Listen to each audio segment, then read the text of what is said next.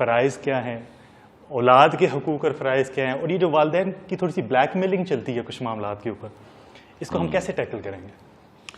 اصل میں نا اسلام میں جو بیسک فلاسفی ہے اس میں والدین کے کوئی حقوق نہیں ہے, کسی اور انسان کے کسی پہ کوئی حق نہیں, اللہ کا ہی حق ہے صرف انسان پہ.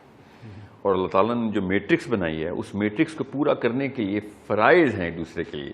میرا فرض ہے کہ میں باپ کی خدمت کروں, تابع داری کروں, جب تک کہ وہ اللہ تعالیٰ کے احکام کے انڈر مجھے اپنی تابع داری کروائیں. تو اس کا مطلب ہے کہ باپ کے ایبسولوٹ حقوق کوئی بھی نہیں ہے.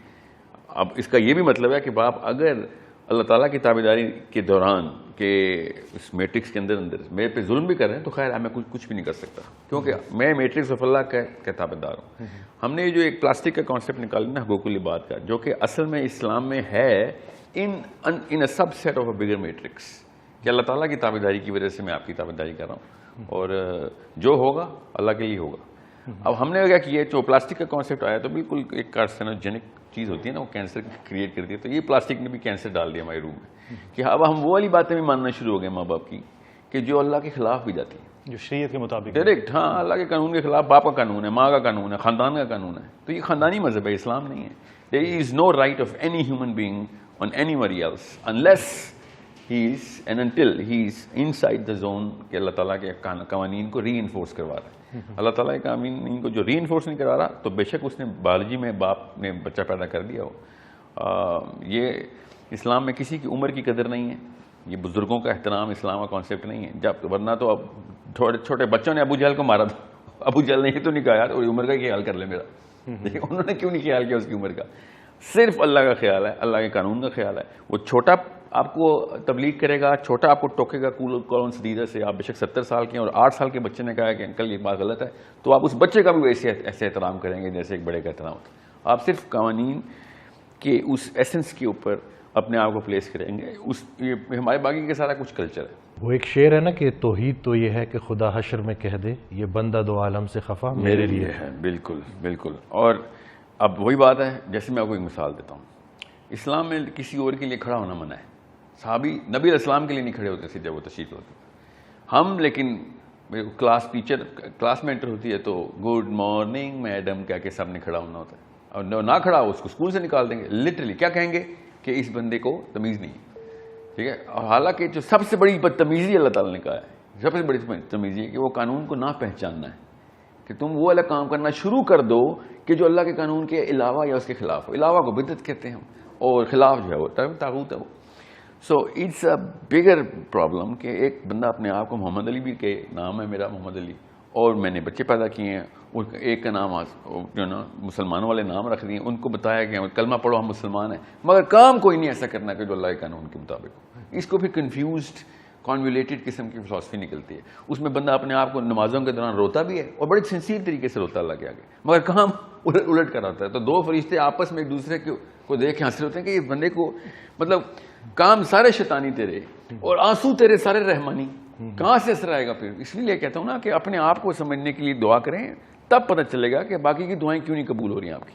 ایک واقعہ ہوا ریسنٹلی نا, میں نے کہا یہ بھی پوچھ ہی لیتا ہوں کہ ہمارے ایک جاننے والے تھے, انہوں نے نا نکاح کیا ہوا تھا دوسرا, تو ان کے والد کو جب پتہ چلا تو انہوں نے جبرن طلاق کروائی اور کہا کہ میں تم سے خوش نہیں ہوں گا اگر تم نے یہ رشتہ قائم رکھا.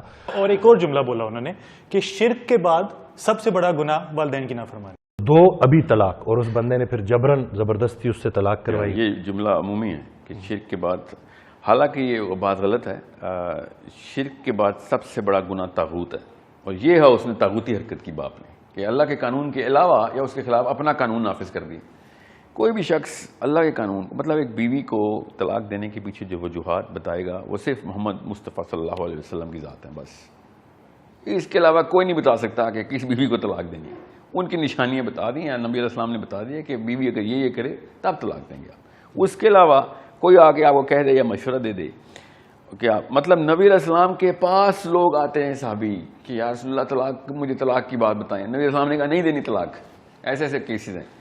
اور ہم لوگ میری بھی لڑکی پسند نہیں, بہو پسند نہیں ہے, جیسے اس کیس کے اندر ایسے باپ کی نافرمانی نہیں, ایسے باپ کو تبلیغ دعوت دیتے ہوتے ہیں. اب ظاہر ہے باپ کو تو نہیں اب ہاتھ سے روک سکتے نا, ورنہ تو میں کہہ دیتا کہ باپ کو ایسے باپ کو بھی ہاتھ سے روکو. طاغوت کا علم بردار ہے, اپنے آپ کو نعوذ باللہ اللہ کے مقابلے میں لے آئے کہ میں بتاؤں گا کہ کس لڑکی کو طلاق دینی ہے کہ نہیں. مطلب حقوق العباد کی بات بھی ایک طرف کرنی اور دوسری طرف اس بچی کا مطلب تہس نہس کر کے رکھ دینا ہے. ایک نہ صرف ایک لڑکی کی تو سینسیٹیوٹی اور ہوتی ہے نا, لڑکے کے طلاق کا کوئی اتنا اسٹریس نہیں ہوتی, لڑکی کی طلاق کے بعد امپلیکیشن بہت بڑھ جاتی. اسلام میں بھی, میں کسی اور کلچر کو تو مانتا بھی نہیں.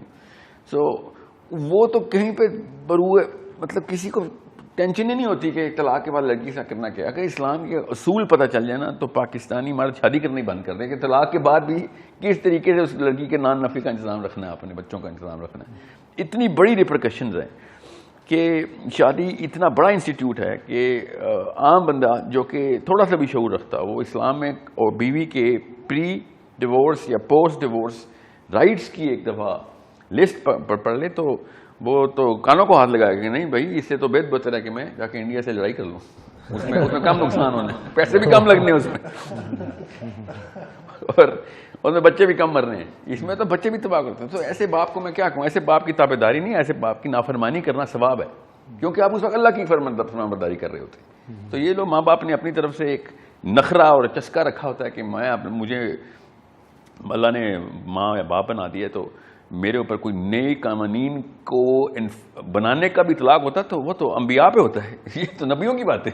وہ بڑھاپے کے سہارے کے مطلب ابھی انویسٹمنٹ کیے جاؤ بڑھاپے کا سہارا, تو اگر انہیں بزنس میں ہے نا, بزنس میں ماں باپ تھوڑی ہیں, تو اگر ان کو اللہ سے کنیکٹ کر دے بچوں کو اور بچوں کو اللہ کے تھرو پتہ چلے کہ والدین کیا ہیں تو وہ کبھی بھی آپ کو نہیں چھوڑیں گے, زندگی بھر نہیں چھوڑیں گے. ایکچولی میں اسی وجہ سے وہ صرف اللہ کا قانون ہے جو بڑی عمر کے ماں باپ کی خدمت کرواتا ہے بچوں سے.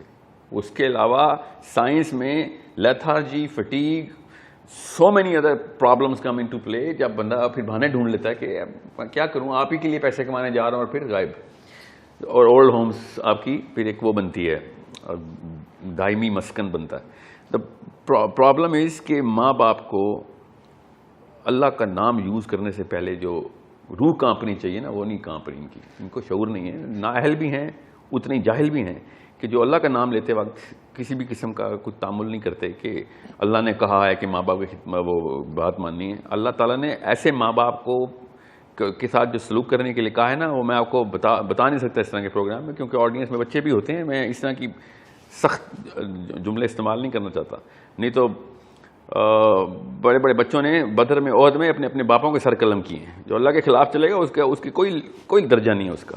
دھیان میں رکھیے گا, قانون صرف اللہ بنائیں گے اور کوئی قانون بنانے کا مجاز نہیں ہے. اور اگر کوئی بنائے گا تو وہ نبی تھے اور اب کسی نے نبوت کا دعویٰ کرنا ہے تو آج پھر وہ بنائے پھر قانون.